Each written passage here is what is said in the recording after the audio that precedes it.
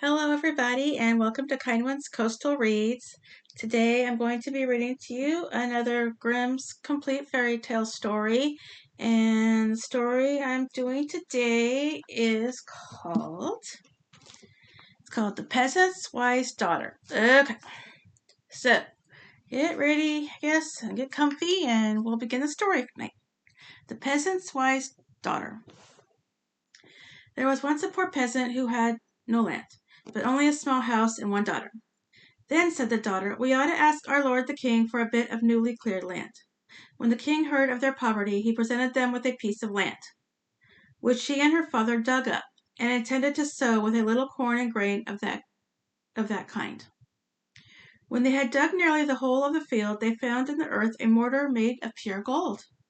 "Listen," said the father to the girl, "as our lord the king has been so gracious and presented us with the field, we ought to give him this mortar in return for it. The daughter, however, would not consent to this, and said, "Father, if we have the mortar without having the pestle as well, we shall have to get the pestle, so you had much better say nothing about it." He would, however, not obey her, but took the mortar and carried it to the king, said that he had found it in the cleared land, and asked if he would accept it as a present. The king took the mortar and asked if he had found nothing besides that. "No," answered the countryman. Then the king said that he must now bring him the pestle. The peasant said they had not found that, but he might just as well have spoken to the wind. He was put in prison, and was to stay there until he produced the pestle. The servants had daily to carry him bread and water, which is what people get in prison, and they heard how the man cried out continually, "Ah, if I had but listened to my daughter! Alas, alas, if I had but listened to my daughter!" and would neither eat nor drink. So he commanded the servants to bring the prisoner before him. And then the king asked the peasant why he was always crying. "Ah, if I had but listened to my daughter!" and what it was that his daughter had said. "She told me that I ought not to take the mortar to you, for I should have to produce the pestle as well. If you have a daughter who is as wise as that, let her come here." She was therefore obliged to appear before the king, who asked her if she really was so wise, and said he would set her a riddle, and if she could guess that, he would marry her. She at once said yes, she would guess it. Then said to the king, "Come to me, not clothed, not naked, not riding, not walking, not in the road, and not out of the road. And if you can do that, I will marry you." So she went away, put off everything she had on, and then she was not clothed, and took a great fishing net, and seated herself in it, and wrapped it entirely round and round her, so that she was not naked. And she hired an ass, and tied the fisherman's net to its tail, so that it was forced to drag her along, and that was neither riding nor walking.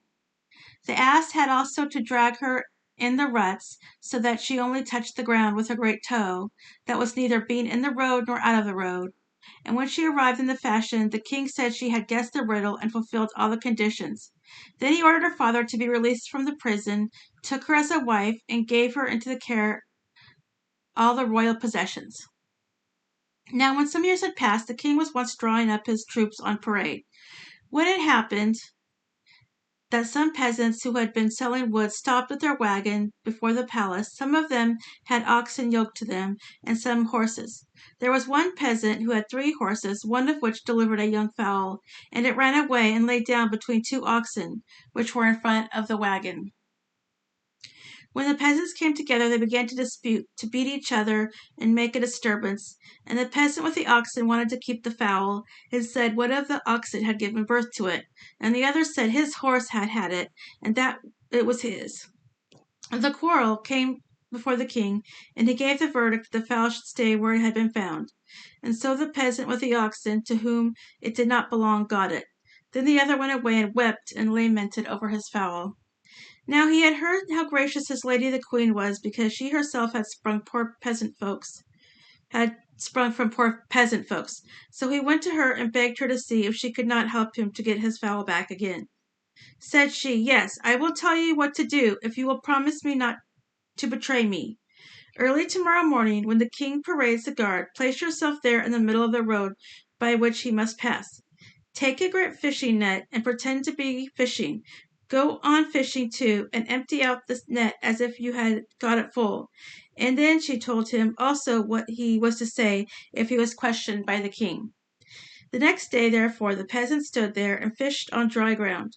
When the king passed by and saw that, he sent his messenger to ask what the stupid man was about. He answered, "I am fishing."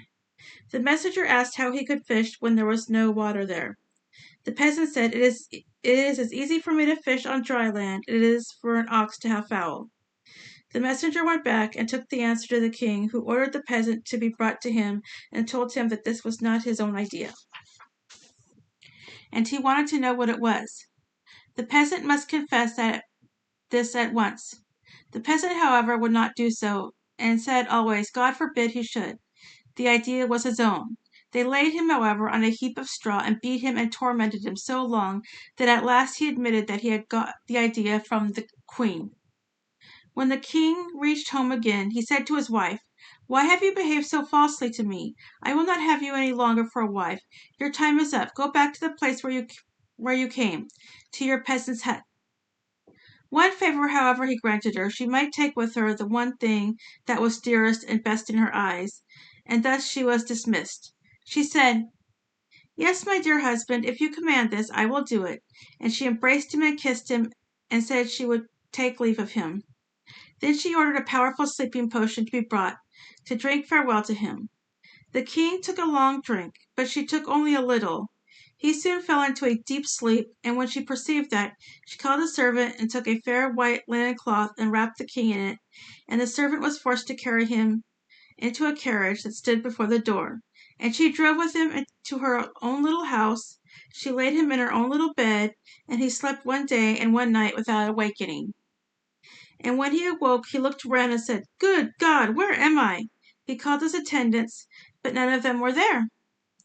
At length his wife came to his bedside and said, "My dear lord and the king, you told me I might bring away with me from the palace that which was dearest and most precious in my eyes. I have nothing more precious and dear than yourself, so I have brought you with me."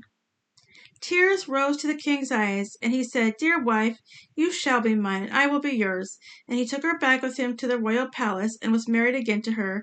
And at the present time, they are very likely still living. The end. And that is the story of the peasant's wise daughter.